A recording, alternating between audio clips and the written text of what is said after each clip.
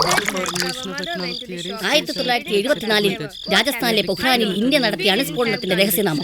1974 രാജസ്ഥാനിലെ പൊഖ്രാനിൽ ഇന്ത്യ നടത്തിയ അണുസ്ഫോടനത്തിന്റെ രഹസ്യനാമം. ശബ്ദം കുറച്ച് വായിച്ചാലേ മാർക്ക് കുറയും മോളെ.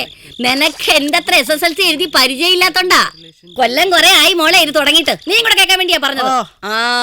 1974 പൊഖ്രാനിൽ നടത്തിയ അണുസ്ഫോടനത്തിന്റെ രഹസ്യനാമം.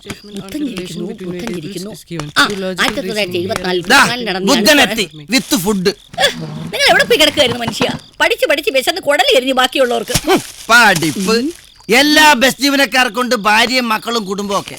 ജോലി കഴിഞ്ഞ് തളർന്നു വരുന്ന ഭർത്താവിനെ ചിരിച്ച് സ്വീകരിച്ച് വല്ല കുഴമ്പോ തൈലൊക്കെ മേത്ത് തേച്ച് പിടിപ്പിച്ച് കുളിക്കാൻ വെള്ളമൊക്കെ ചൂടാക്കി തന്ന് നല്ല ഭക്ഷണം ഉണ്ടാക്കി അത് വിളമ്പി തന്ന് എവിടെ എന്റെ ലൈഫ് SSLC സുനാമി കലങ്ങി പോയില്ലേ.